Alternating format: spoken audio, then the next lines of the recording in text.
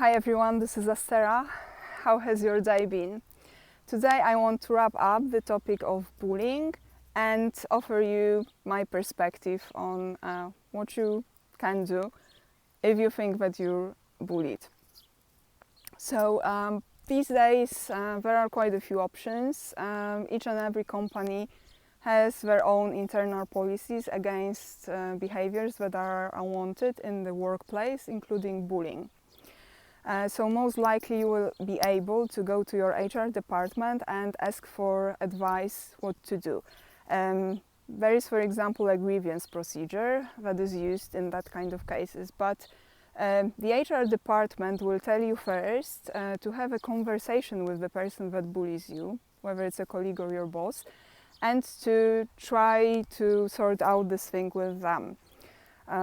You should remember that the HR department, they are in the organization to protect the employees, but first and foremost, they are in the organization to protect the organization. So no one in the HR department is really interested in admitting that what has been happening for months in their organization is bullying.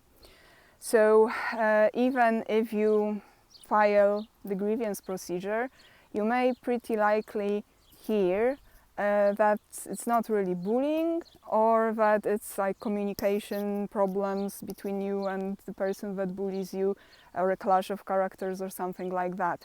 Even if the investigation is done, that might be the conclusion. So if you think about filing a grievance procedure against the bully, especially if it's your boss, you need a lot of evidence, and that means that you need to start making a record of all the behaviors that you consider that were bullying as soon as you can, because then if you want to file a complaint against the bullying person, you need this sort of a record. And today in the morning I posted an article, and you can find a paragraph there how to record this sort of incidents, because it should be done appropriately with the dates, etc. So just have a look there if you need that.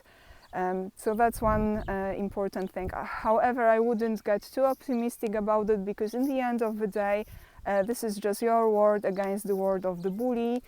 If you don't have any other evidence, like emails that were sent by the bully, then it's, you can, of course you need this to start the procedure, but it's only to show the pattern of behavior. But I wouldn't, for example, go with that to a court and file a lawsuit against your boss, because you will most likely not win.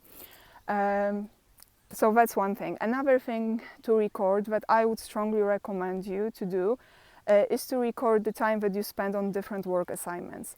If the part of bullying that you are experiencing is work overload, you should start recording how much time you spend on each assignment every day in details.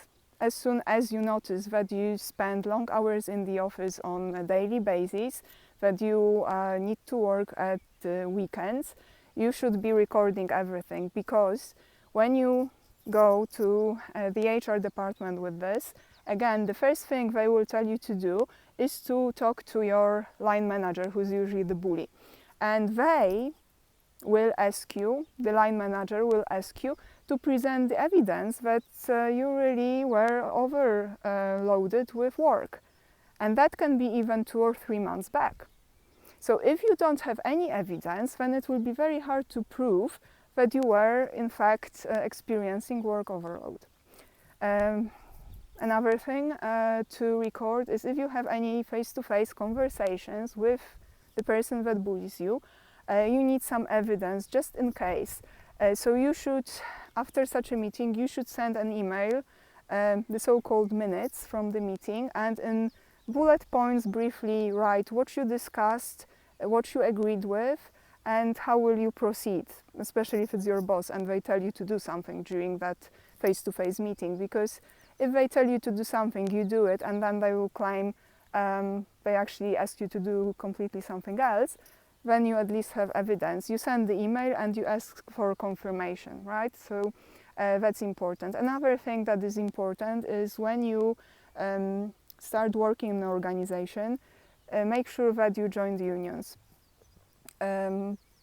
Becoming a member of a union is important because whatever issues you would have with your employer in the future, they can help you with that. It can be bullying, but it can be anything else, like some financial claims, for example. If you do some extra work for the organization that they were supposed to pay you and then they don't want to pay you for that, the unions can help you. They are experienced, the union representatives, they know what they are doing, so that's important. Then start thinking how to look for another job. I personally don't necessarily recommend to fight the bullying too much, because you should remember that the bully is usually endorsed and protected by someone who is much higher in the organization than the bully.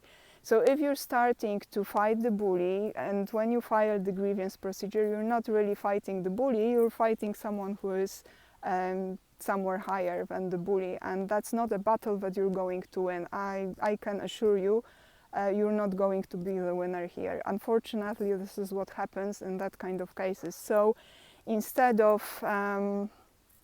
fighting the bully, I personally would focus my energy on looking for a different job. Then another thing that you can encounter when you are bullied, it might be a counter offer. Sometimes you may be offered a different position in the same department, or maybe in a different part of the organization. And this is because the people who are above the bully, who may be their line managers, they can notice that you are a good employee, that you do your work well, and they very well know that there is a problem with bullying involved. But I will tell you why I wouldn't consider taking this counter offer. So the first reason would be that these very people, most likely you even had them in the interview panel when you were interviewed for the job. And these very people, they knew that they were interviewing a person who would be reporting directly to the bully. Because it's not that they didn't know the bully is the bully. The bully bullied people before you, they bullied you, they will bully people after you, and they are usually known for being bullies in the organization. They have a reputation. People know that they have a problem with their conduct at work, and that they have problems with different behaviors towards people that are reporting directly to them. So those people who are pretending to be helpful in this situation, who are giving you the helping hand, are the very people that put you in this situation in the first place. And they maybe didn't even care that you moved to this new work, from another city or from across the country, or maybe from a different country if you are an expat. They put you in this situation. So that's why I wouldn't necessarily like to work for them either.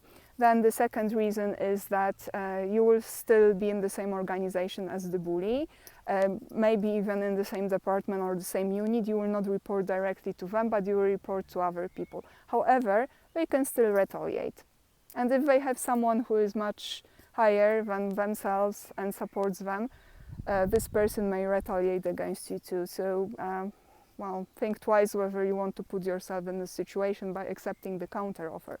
And the third thing is, you will still be in the same organization that endorses bullying, because if this organization supports the bully in the way that they cover up for them, they in fact are endorsing the culture of bullying as their organizational culture. It's not that they just turn the blind eye, they actually endorse this culture. And that's a very big problem, because bullying can destroy people's life, people's mental and physical health. Some people even commit suicide because of bullying. So think twice or even thrice whether you want to be a part of an organization that endorses bullying.